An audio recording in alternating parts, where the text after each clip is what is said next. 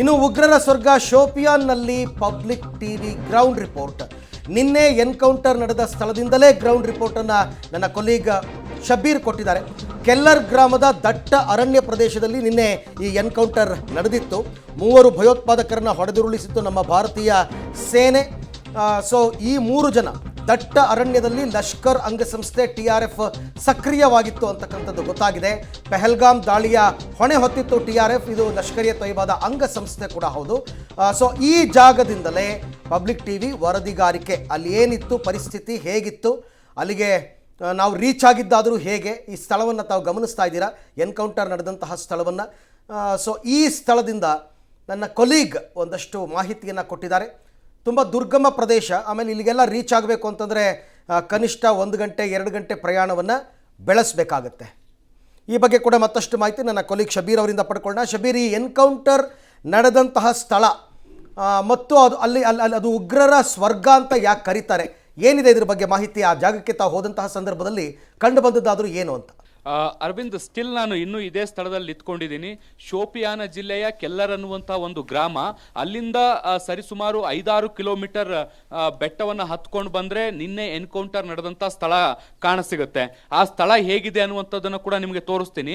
ಕಾರಣಾಂತರಗಳಿಂದ ಭಾಳ ಹತ್ತಿರ ಹೋಗ್ಲಿಕ್ಕಾಗಿಲ್ಲ, ಯಾಕೆಂದರೆ ಆ ಇಡೀ ಜಾಗವನ್ನು ಈಗ ಸ್ಯಾನಿಟೈಸ್ ಮಾಡಿದ್ದಾರೆ. ಅಲ್ಲಿ ಯಾರಿಗೂ ಕೂಡ ಹೋಗ್ಲಿಕ್ಕೆ ಪ್ರವೇಶವನ್ನು ಕೊಡ್ತಾ ಇಲ್ಲ. ನಾನು ದೂರದಿಂದ ಆ ದೃಶ್ಯಗಳನ್ನು ಕಟ್ಟಿಕೊಡುವಂಥ ಕೆಲಸವನ್ನು ಮಾಡ್ತೀನಿ. ಹಾರ್ಡ್ಲಿ ಭಾಳ ದೂರ ಏನಿಲ್ಲ, ನಾವು ಪಕ್ಕದಲ್ಲಿರುವಂಥ ಒಂದು ಬೆಟ್ಟದಲ್ಲಿದ್ದೀವಿ. ಇಲ್ಲಿಂದ ಹಾರ್ಡ್ಲಿ ನಾವು ಒಂದು 700-800 ಮೀಟರ್ ನಡ್ಕೊಂಡು ಹೋದ್ರೆ ಆ ಸ್ಪಾಟ್ ಅನ್ನ ತಲುಪ್ತೀವಿ. ಆದ್ರೆ ಕೇಂದ್ರದ ಮೀಸಲು ಪಡೆಗಳಿಗಾಗಲೇ ಅಲ್ಲಿ ಆ ಜಾಗವನ್ನ ಕವರ್ ಮಾಡಿರುವಂಥದ್ದು, ಅಲ್ಲಿ ಯಾರಿಗೂ ಕೂಡ ಪ್ರವೇಶವನ್ನ ಕೊಡ್ತಾ ಇಲ್ಲ. ಮುಖ್ಯವಾಗಿ ಬಹಳಷ್ಟು ಸೆನ್ಸಿಟಿವ್ ಜಾಗ ಆಗಿರುವಂಥದ್ದು. ಹೀಗಾಗಿ ಅಲ್ಲಿ ನಾವು ಒಳಗಡೆ ಪ್ರವೇಶ ಮಾಡುವಂಥದ್ದು ಕೂಡ ಸೂಕ್ತ ಅಲ್ಲ ಅನ್ನುವಂಥ ನಿಟ್ಟಿನಲ್ಲಿ ಇಲ್ಲಿ ಸ್ಥಳೀಯರು ಕೂಡ ನಮಗೆ ಸಲಹೆಯನ್ನ ಕೊಟ್ಟಿದ್ರು.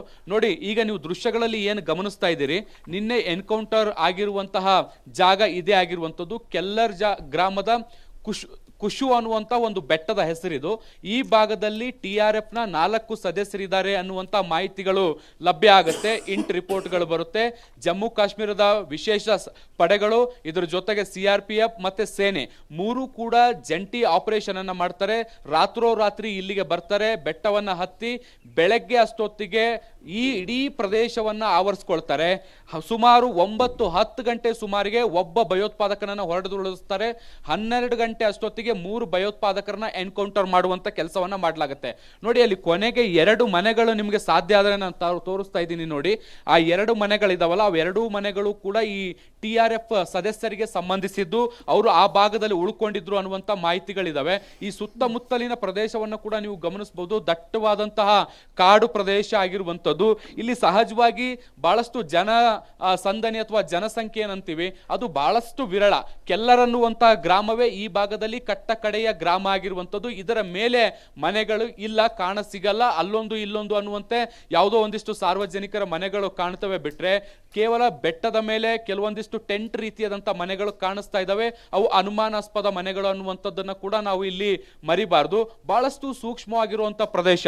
ನೋಡಿ, ಶೋಪಿಯಾನ ಅನ್ನುವಂಥದ್ದು 2 ಕಾರಣಗಳಿಗೆ ಫೇಮಸ್ ಆಗಿರುವಂಥದ್ದು ಅರವಿಂದ್.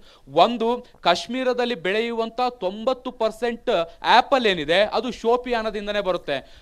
ಏನು ಶೋಪಿಯಾನನ್ನ ಕಿಂಗ್ ಆಫ್ ಆಪಲ್ ಅಂತ ಕರೀತಾರೆ ಭಾರತದಲ್ಲಿ. ಹಾಗಾಗಿ ಅತಿ ಹೆಚ್ಚು ಆಪಲ್ ಅನ್ನ ಬೆಳೆಯುವಂಥದ್ದು ಇಲ್ಲೇ. ಮತ್ತೊಂದು ಕಡೆ ಈ ಒಂದು ಜಿಯೋಗ್ರಫಿ ಏನಿದೆ ಅಥವಾ ಭೂಮಿ ಅಥವಾ ಬೆಟ್ಟ ಗುಡ್ಡಗಳ ಪ್ರದೇಶ ಏನಿದೆ ಇದು ಭಯೋತ್ಪಾದಕರ ಸ್ವರ್ಗವೂ ಕೂಡ ಹೌದು. ಯಾಕೆಂದ್ರೆ ಇಲ್ಲಿ ಕನೆಕ್ಟಿವಿಟಿ ಬಹಳಷ್ಟು ವಿರಳ ಇರುವಂತಹ ಹಿನ್ನೆಲೆಯಲ್ಲಿ ಇಲ್ಲಿ ಭಯೋತ್ಪಾದಕರು ನೆಲೆಯನ್ನು ಪಡ್ಕೊಳ್ತಾರೆ, ಆಶ್ರಯವನ್ನ ಪಡ್ಕೊಳ್ತಾರೆ. ಇಲ್ಲೇ ಇದ್ದು ತಮ್ಮ ನೆಟ್ವರ್ಕ್ ಗಳನ್ನ ಎಸ್ಟಾಬ್ಲಿಷ್ ಮಾಡ್ತಾರೆ.